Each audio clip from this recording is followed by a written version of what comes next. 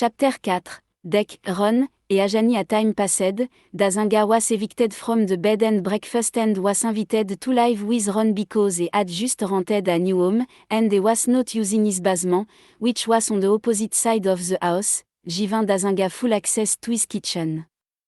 He would spend a lot of time listening to R&B artists of that time like Keith Washington, Chant Moore, Joe Thomas, and Anita Baker, while thinking about the Ke. Listening to his music and visiting the Ke was his only avenue of relaxation. He looked for work, but the distance to the nearest bus stop was far, but he was looking for work, and when he wasn't looking, he was there in that basement writing his asses off. The man was obsessed with that woman. During this time, he wrote a peau de pisse N.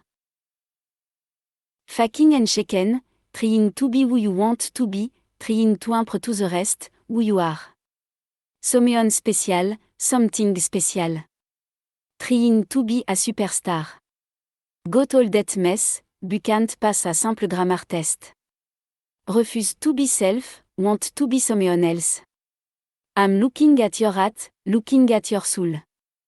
I've noticed that you need to let your atman, hating self so much. Your mind is confused, you don't know what to do. Trying so hard to be someone else. Mind corrupted by sin. Yet, you don't have a pot to piss in. Et who wrote? Do I hate white folk? So many of US black folk hate white folk. Why? Slavery. Civil rights. Jim Crow. And much more. How many of US know of the many white folk that die for US black folk? Sure, we have heard of the ones that died in Mississippi. Fighting for the right for US to vote. But it has been crossed out of our minds, because of time. How about the many white folk that helped Harriet Tubman with the Underground Railroad? Do I hate white folk? No, that is a sin. I would have to hate more than half my kin, not to mention myself. Again, that is a sin. We all must live together, blanc. Stop hating because of skin. Nowadays, white folk from the east, north, and west. Come down to the south. Unhappy about what comes out of our mouth. There are a few, there are many, but don't judge anyone, until they open their mouth. Look at their action, to see, if they are prejudice. You have to ask, are you? Pride is far from prejudice. If you kill your family. Will you hate every man from Louisiana? Every dread? A little history, they are not called dread, bullock. Your kin called them dread, to create self-hate and prejudice. Treat hatred with love, hatred with hatred cause a fire too big to put out. So, watch the word that come out of your mouth. Not all white folk, not all black folk are consumed with hate. Try to relate. Before you boast, ask yourself. Do I hate white folk? Lastly, he wrote. Cry alou and spare not. Raateateteate goes the gat, that spread the brother on the corner. Ring a ding, ding is the song they sing, to carry the body away. Bo, ou, are the cry from the eyes of the mother, who births the young brother. All these sounds, ring out every night in the street, that are filled with the blood of all the people in flight. Even you read, and listen to the word of reason. Someone's time has ran out. At their loved ones scream and shoo. Here my dear, is the solution. Cleanse yourself of the pollution. All of the things, you can do without. When you have been cleansed, then you can blanc. Tell everyone of the power. Elle is real, elle is hot. So, cry alou, and spare not. Dazinga didn't know what he was getting himself into, by moving in with Ron because Ron was a gigolo dealing with twin brothers who were 19 years old and had a few older gentlemen, well. He was spoiling most of them with gift. Dazanga spent most of his time at the QS and stayed to himself, in the basement, when he was home. He was bothered by Ron's activity, even though he couldn't hear a thing, and Rod kept his company in his room all the time, out of respect for Dazanga. Dazanga felt he was being too sexually active with AIDS. Many people were being killed for not telling people about their condition, before having sex with them, and they felt Ron might be doing the same thing. Duke would come over from time to time, and she and Ron became the best of friends. One day after Duke had left, Dazanga and Ron were watching television. Ron said to Dazanga, "Nigga, she's really into you, you'd be a fool to let her go. Hell, if you weren't gay, he'd be happy to find someone like her." Dazanga smiled, "Shit, I'll never let her go, she's the best thing I've seen in my entire life." Just then, one of the twins came into the house. Dazanga was about to excuse himself, and Ron stopped him. "No, you're okay, I just came to get something." Ron excused himself and walked to his bedroom while waiting. The twin turned to Dazanga, "You're gay too." Dazanga said, "Hell now, Ron, just my friend." Dazanga, in turn, asked him, "How long have you been gay?" The twin, with a strange look, "I'm not gay, I'm a JV, not a receive." Dazanga said, The young man logged, "He give, he don't take, well, he take the money and." Clot, but he don't play that other shit. Rubbing he said in confusion. Dazanga tried to understand the young man's logic, but Ron came in, and they went outside. Upon Ron's return, Dazanga asked, "What in the hell do you have these young men thinking they ain't gay?" He talk about giving and receiving. Ron said, "He don't have him thinking that way, many feel that way. Especially those that come out of jail or prison. You think I'm going to correct him, and even if he did, you think they are going to stop." Dazanga shook his head, "Hell, he don't know."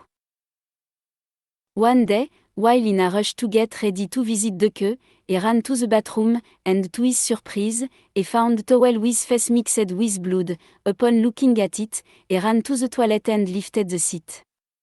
There were face mixed with blood in there as well. Just then, Duke blew her horn, he ran outside and vomit on the side of her car. He waited for a few seconds and entered her car. "Are you alright?" she asked. "No, but he gotta get out of that house, as soon as possible, because he's just a madman." Duke asked, "What did Ron do?" "He's a sweet person." Dazanga said. "Yes, he is, but his sexual activity disturbs me." "He's a hulo." Duke logged, "Not alpha o, but a hulo." "Hell, you could have stayed with me when you first moved in with him." Dazanga said, "He didn't want to rush, but if it's alright with you, he want to move in tomorrow, while you're off." Duke smiled, "No problem. Now, let's go and enjoy the rest of the evening and get your mind off that stuff. Go to taste for some buffalo wings." Dazanga smiled back, "Do shit stink," she logged, "Not mean." Dazanga looked at her, "She'd." "Okay," and she drove off. The following day Duke called Dazanga, "I have to work this weekend, they just called me in, so you have to find another way to get your stuff to my apartment." Afterward, he spoke to Ron about his situation, and Rod made a few calls. Dazanga, Ron said. "He got a friend who's a mechanic, and this guy owes him some money for fixing his truck and hasn't paid off yet. Here's the key, and you have to return it before Monday," Dazanga said. "Hell, it's Wednesday, and he got us a bunch of clothes and a few books, and no way he won't be finished by Monday." He drove Aload over to Duke's apartment before she went to work and got a copy of the apartment key. He made dinner and cleaned up the apartment, while she was at work. He told himself he made another load the following day because he only had a few small things left and took a break. Until that Friday night. Trying to avoid that Friday night traffic, he took the back road, where he ran straight into a checkpoint. License, and registration please. The officer said. Well, sir, he don't have a license, and the vehicle is alone from Afrien. The officer went with vehicle, got on the police cruiser computer, and returned after 5 minutes. Sir, you are under arrest. Not only do you not have your license, but this vehicle has also been reported stolen. Dazanga knew he would go to jail for not having a license, but he was in shock when the officer said the truck was stolen. Dazanga felt appalled, because he was miles from home, and a stolen vehicle sounded like a lot of time to serve in jail. He stayed in jail over the weekend, but out of surprise, he heard an officer call his name, and they started out processing him that Monday night. He walked to the exit, and the car was right there. She had called Ron frantically, thinking he was over at his house. Ron and the car worked together. And found out he was in jail. They had run around all day trying to do what was necessary to get him out of there.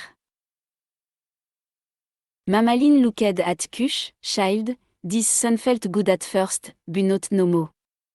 Let's get out of this sun and find some shade.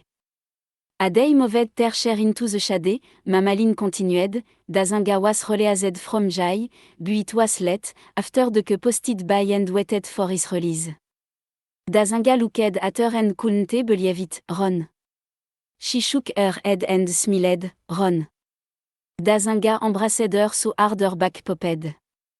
I'm sorry, sweetheart, but you always surprise me with your love for me, and I'm truly grateful. She was already late, so she gave him bus fare and rushed to work. It took him a week to escape the shock of being in jail, but it reminded him of being in the army. Still une employée, et finally landed a job just around the corner from the QS apartment complex à short order cook. Mamaline posed, he need to stop here. For a minute because this was a time in our history when computer, well, not just computer, but technology started to creep into our lives. Our black, Wakatilian women started to creep past our men in society, before you knew it, things got out of hand. Don't get me wrong, it was always like this after the so-called women's movement, but the movement were for the white women and our women got caught up in it. The division of our family unit slowly became null and void. A popular word grew until there was an outbreak, that word was single mother, now there has always been single mother, but mostly because of death in the family and they were married, widows. But these independent women started party, drinking laying down with any man who could satisfy their monetary need and able to buy them a drink or two. Hell, you were in luck, if they went got you your own special bottle of that expensive stuff. Because they had said they didn't need a man, until it came to sex. What they really were saying was why settle for one man when he can't have any one of them. Imagine having 8 kids by 8 different men. One of these men might care about their child and come by and do for his child and the rest didn't. But what about the other kids seeing this? What would they do? How would they feel? Animosity, became a threat for your own kin. Different children reacted differently to the situation, Bukao began to brew. By the 1990s, all hell started to break loose. You see, during the que and Dazinga's time, around 1992, Wakatilian men, well, those who could see, started seeing themselves get left behind their women economically. Wakatilian men began to think a certain way because they didn't have money, and their women did. Our men were miserable, disappointed, and dissatisfied even to be around. Crack cocaine played ETS par, and this was part of that, destroy the Wakatilian men, pandemic. You see, men associated their worth with money in a relationship, and when they didn't have debt, some of our women started looking down on debt, and a whirlwind of destruction came for our people. 4 years later, when Dazinga went to a Wakatilian college, he noticed that 80% of the college were women, while 18% were men and the rest were other ethnicity. Most women graduated, but out of the Wakatilian men, only 8% graduated, and que already had a college degree when they met. Many of them didn't know what had happened until it was too late. Psychological warfare at its best. Okay, that's enough of that, we'll talk more about that later. He just had to say that before he got to the next part, so you'll understand why things happened next. 2 weeks after finding that job, they were impressed with his work ethic and hired him for the night cleanup, and they agreed so he could work some hours a day. The two loved each other very much, and they did so much together and were happy together. They eventually decided to move closer to her job at an apartment complex called Windjammer Apartment. Life there was quite different, because the place was better, which meant everything was higher in price, and Dazinga was too far from his old job and had to quit it because of the move. They worked long hours, and they would visit nearby parks to walk, talk, and relax. They now lived around the corner from Stonogan Park. It was their very own sanctuary, and it was often always peaceful. One day after his first big argument with Duke, Mamalin asked Kush, "Can you imagine what?" Their argument was over. Kush said, "This money thing." Mamalin shook her head, "Yes," and Dazinga walked to the park with mixed emotion and wrote, "You remember? I take a stroll through the park, thoughts of you, comes across my mind. You are a beautiful treasure, that I hold so dear in my heart, till the end of time. A touch of joy, pain, and passion cross my mind. There's no use for me to lie, good times and bad are both cherished in my heart. When we're together, even when we do drive each other apart. The trees, they remind me of you. The stubborn things you did. Stubborn things you do. Beating against the wind, you held your ground. The stars seem so distant, yet so close. With the beauty of the night, you do shine. The moon overtake the brightness of the star. So, did you. Even to get treasure your touch, I do miss you so much. The sun, the heat of your tempe would consume me. Which make me run for shade. Deep inside, I know I need you, I want you. The animal in nature, after purpose in life, it's too comfort us, when we don't know what to do. The laughter they bring.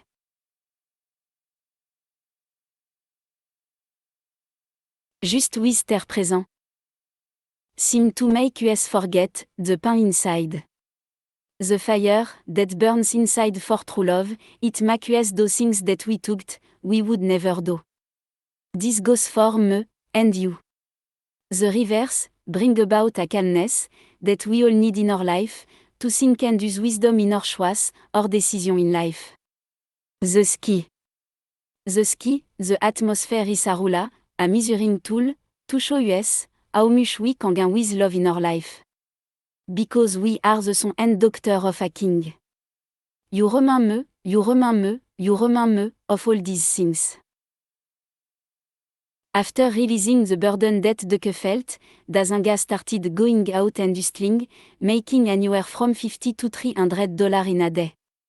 He refused to sell Drew ever again, but he had talent and learned while in the military with technology that he took and needed a job to do them. People would call him, all times of the day, to fix their computer and help with songwriting and things of that nature, and they had no problem paying him for his service.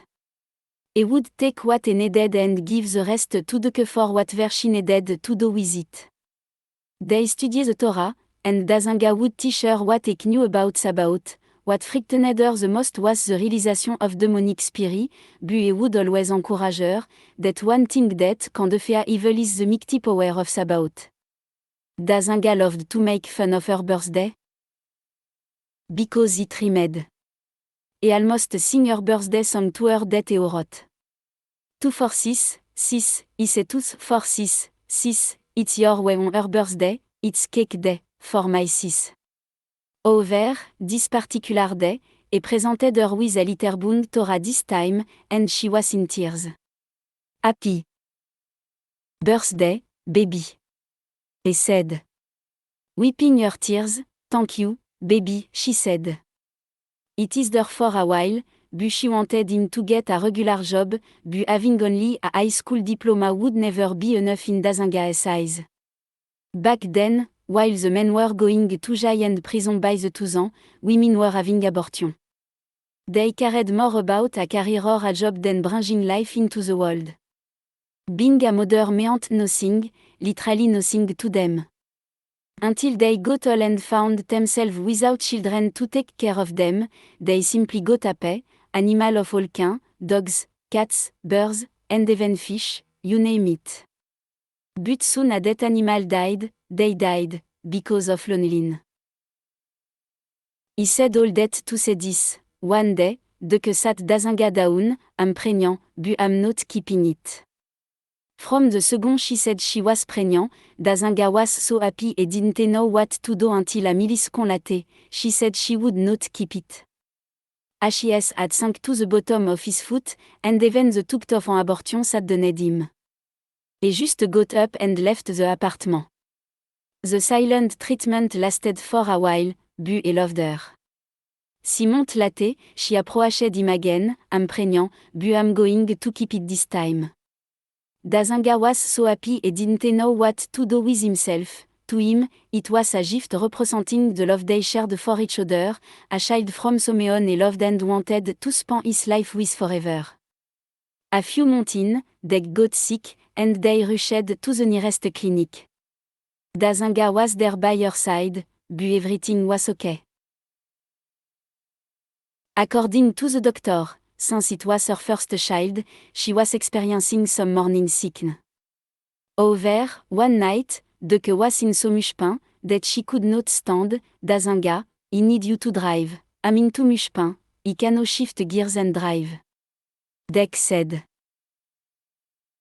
Dazinga was scared because his glass were broken, and the way to the hospital was not only dark, but had many curves, and they knew he would drive fast. Baby, you know. He can see at night, and the road are dangerous, and there's no light going down Stone Road. De que was now not only in pain, but enraged, but Dazinga refused to drive for their safety. Dazinga was logical, like most men are like most female she was emotional and well she felt it was a hard lesson of a bitch and held it against him. After arriving at the hospital, they rushed de que into surgery, she was experiencing an ectopic pregnancy, and she was clearly in danger at that moment. Dazinga stayed at the hospital alone a de que was there.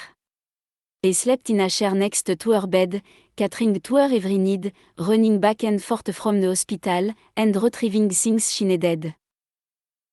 From home. De que was finally able to go home.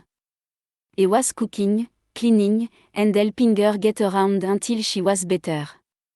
Lying next to her one day, he wrote, "It's you. To the keeper of my insanity. To the one who make it possible, for me to be me. Years, tears, have gone by. Because love was promised to me many times before, but never kept. Thinking he knew love in the past, that eventually, beat me on the ASS. Hated my women for years, thinking they couldn't be trusted, because of those tears. Those years. And writing about my pain, it seemed if one could go insane. However, you were gone. It's you that got me feeling such joy. It's you that have me feeling like a boy. With a brand new toy. Falling for a few, thinking they were the one, but they too were playing game. Just having fun. But now. Oh, bu now. I'm walking outside with a smile on my face, it's you, it's you. And for you, it's the same way too. Must admit, I didn't think this day would come, a time of joy and laughter, and just having fun. We talk about problem, talk about the past, talk about everything, and stiable to log. It's you, I want. It's you I need. I've locked up my hat, for many years, because of those, that tore it apart. But you found the key, it's you. Why am no longer blue? The pain of losing not one, but two kid at Dazinga de preset for a while, but the latest lost both of them pretty hard, but a few months later, they returned to a place of peace, or so they took. Duke started redecorating the apartment with white, everything white. Living room set, and even a toy poodle named Cookie. They even had a little white convertible Mazda Miata. Dazinga took an all antique coffee table, sanded it down, and painted it white as well. When you walked into the apartment, you thought you were in heaven. Duke had an eye for interior decorating and pure at into it, and Dazinga helped whenever he could, and just wanted her to be happy by any means necessary. Trying to deal with her pain made him lose sight of the more profound pain he was going through. Depression kicked in, and the communication barrier became an issue for the two. Dazinga stopped cleaning and cooking and spent most of his time getting back into the music business, meeting local and national artists to sing his song, but that didn't come quickly enough for him. Dec saw the frustration, and she introduced him to a group of women who needed song. They recorded a few songs together, but even that strained the relationship. Duke was up one morning mad at him as the bill piled up, you don't clean up, and your ass see around watching television, that couch you sitting, that ass shit is mean. That food in the refrigerator is my food. She got up and started throwing eggs in the sink. These eggs, these are my fucking eggs. Dazinga got frustrated and moved out and got himself another bed and breakfast, but that same night, he had already missed Duke. He knew she was right, but he didn't know what to do about it. That night he wrote, "Have you seen my car? Someone stole my car. Have you seen it? It can't be far, it's about 5 night, kinda petit inuit, weight 125 pounds, maybe less, that is the description, I can give for now, because I haven't had any rest, oh yeah, manufactured in the West Indies, along the territory of St. Thomas, the only reason I'm looking is cozy care. Can you help me find my car? I love my car, without it, I can't go very far. White interior, black exterior, it could not be far, my car. Please tell me if you've seen my car. The last time I saw it, I left the keys in the ignition. Cause he was on the phone, he simply forgot to lock it, until he realized it was gone. When he could not find the keys in my pocket. Someone sleep in and now probably taken it for a ride. I miss washing my car with word of wisdom. Simple conversation of passion, it taught me how to love, share, and care. Now, my life without her is a nightmare. Running out of patience? Nerveux à elle? HAS et wrecked my car? Probably, repented it, I don't know. Can't it, can't sleep. Please Lord, tell me. Have you seen my car?